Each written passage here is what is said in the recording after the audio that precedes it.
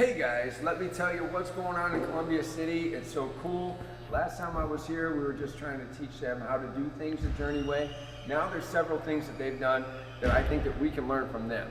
And Nicole is the one responsible behind a lot of this, and so I just wanted her to share with us how she's helping the members to really understand the benefits of MyZone and celebrating those members for what they're achieving with MyZone. So can you tell us a little bit about everything that's on this wall? And Cindy, maybe you can even zoom in on it. Yeah, sure. So what kind of started this is we started selling MyZones, and people would come up to me, kind of complaining, I can't get in the red zone, I can't get in the red zone, what's wrong with me, or what's wrong with my belt, more importantly. They couldn't figure out what was wrong, they thought something was set wrong. So I started digging through all the MyZone website, got all their publications and things, and then I thought, you know what, maybe save myself some time, let them come over here and read this for themselves and start troubleshooting. So the first one that I have, for the accuracy question, they're always saying, it's not right, I'm working harder. I mean, MyZone promotes it as 99.4% accuracy. That's equivalent to like a hospital EKG. So, I mean, it is accurate. You just kind of have to trust in the process and know that as long as it's fitting, as we get to these other parts, as long as it's fitting correctly, it is accurate, and you just need to trust it. And that info on the EKG is from a nurse practitioner, so just Yes. I am a nurse practitioner, so yes, I thought that was important, so it got its own little paper. So then I go down and, I tell them the differences, as people come in, they want to know what's the difference between the MZ1 and the MZ3. So I got a couple main sheets, that tell you the differences. One has the internal memory, one doesn't, one's waterproof, one isn't. And then as for comparison of a Fitbit, an Apple Watch, any of those other tracking devices, the MyZone, this is less accurate to more accurate. The MyZone is clear up here. The MZ3 and MZ1 are up here in the highest accuracy. So that's how it compares to the other devices out there. And then I got one up here that kind of goes through you might have to moisten those black sensor pads. You have to make sure it's not too loose, not too tight. Usually you wear it in the center, but if that doesn't work, some people have more success with placing it more on the left side, more underneath where the heart actually is. So all those troubleshooting things that can help them, maybe fix it on their own before they get to me. So then down here on the MyZone app, you can program it for whoever is the manager of your gym. You can program it to automatically force a friend invite to you, and then that signals to you when they bought a MyZone, when they have it connected to your facility code. So the second that it triggers that friend invite, they almost always, they know you, they know the people in the gym, they'll accept the friend invite. That signals you to get their name printed off, and then I laminate them and put poster putty on the back so that they're easily movable. So when they first buy one, they're nowhere, they're not in any of the statuses. So we kind of put their name on the wall, have them over here in this floating area to encourage them to get over there with everyone else. So they're like a probie, they're like a newbie, they don't have a status well, yet. they kind of see this and you're like, well, shoot, I want to be over there, Right. So it encourages them, they just bought it and they're kind of hyped up anyway, but it keeps that hype going. So then eventually after they have a month of earning the 1,300 MEPs, I move them from the floating area over here to under the 1 month, and then they stay here, I just to keep everything fair, I put them in alphabetical order. So it's not by any order of when they achieved it, okay? And then they continue to move down through bronze, silver, gold, platinum, diamond, Hall of Fame. Underneath here I have the MEP, the global challenges. I printed off those off the website, and then that helps them kind of keep going if we're not actually doing a club-specific challenge at the time. So yeah, then they keep progressing. And let's talk about this. Go ahead. Yeah. No, I just want to point this out. People are always asking about points that they get for the yellow, the red, all that kind of thing. Can you explain a little bit about this one here? This is one of my favorites. I mean, it really explains everything about what that's called the tile of the MyZone, and that's what actually shows up on the TV or on your app when you have the MyZone running. So it goes over your nickname, your calories, your percent effort, your MEPs, your heart rate, and then your summary bar. It's kind of hard to see there, but if you're yellow or red, there's a bar here that shows your progress. And then you can see down here, so if you're in the gray, you're at 50 to 59% of your heart rate capacity. When you're in that low range, you're only earning 1 MEP per minute. And then it progresses, so you get to 60 to 69 in the blue, 70 to 79 in the green.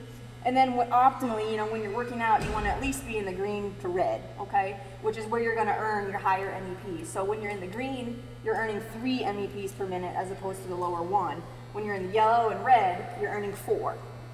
I would like to point out that so the yellow and the red are the same because you don't get extra points for being in the red. Like you're not rewarded for overtraining, which is very important that I'm trying to, you know, communicate to people. So it's actually when it's hard for you to get in red, that's actually the celebration, because that means you're able to recover.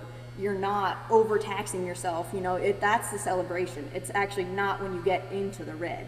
So I'm trying to kind of convert that mindset, you know, and something I've kind of reminded Ricardo we're trying to work on, maybe limit talking about red.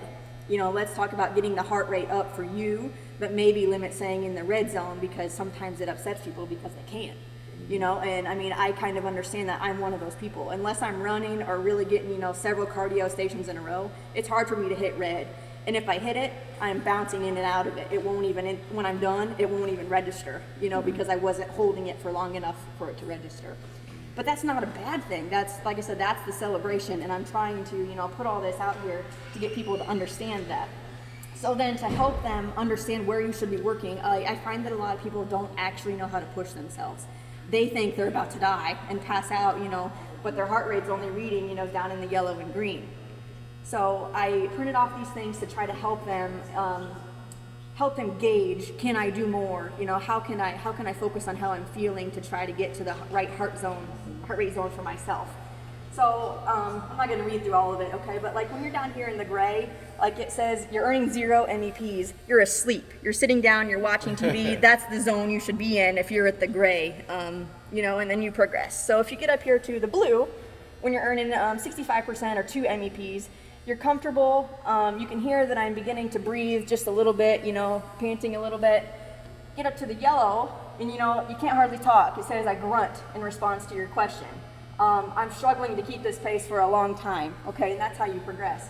You get all the way up here to 95%, which is really, you should not be able to sustain that, honestly. You should be popping in and out. You shouldn't be sustaining red. So when you get up here to the 4 MEPs, it says I'm at my max effort and seriously about to pass out. You know, that's not a place we want to function.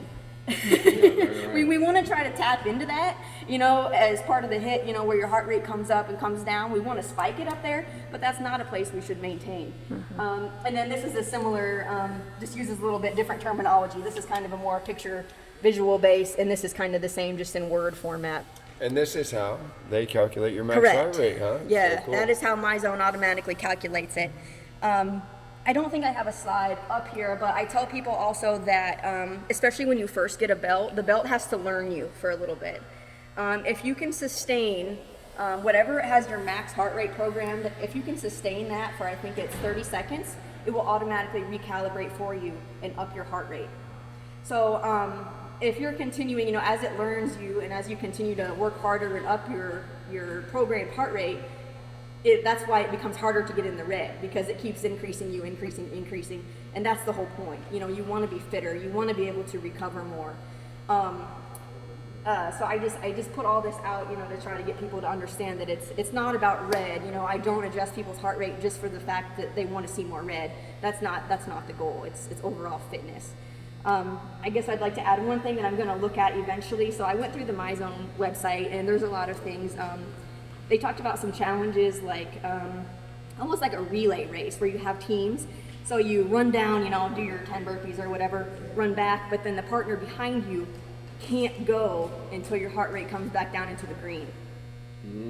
So what happens is that really makes you focus on the importance of the recovery, the heart rate recovery, and not getting up into that red, but almost working hard, but keeping your heart rate low. It brings the focus back down on the fitness and not the gonna pass out red zone. So some point, you know, obviously for that to work, everyone has to have a MyZone. So we're not quite there yet, but someday I'd like to do some kind of seminar or something to show the importance of that. And maybe even with enough test belts, or even with a special MyZone workout to invite people to. I like how you would gamify the importance of recovery. I think that's awesome. And I think that what's really cool is that we all have access to this. You know, this is not something that she created, but something that she did the research to find, and therefore delivered more to the members, right? We want these members to use this product and have it be part of our culture, but we have to investigate and then do this work for them so that we can, just deliver more to them. So great job. Yeah, and then there's also on the website, all this is free. You go to your MyZone portal and then go to I think it's the support tab. All this is under there. All the logos, everything is under there. There's even like, I think 3 versions of bingo cards that say things on there, and you can, make like a bingo card, and when they get a bingo, they earn something, or earn a prize. So I'm looking to expand this a lot more in the future. So. Coach, what's the difference between ordinary And extraordinary? A little extra. Yeah, she put the extra on the ordinary. Good job, yeah.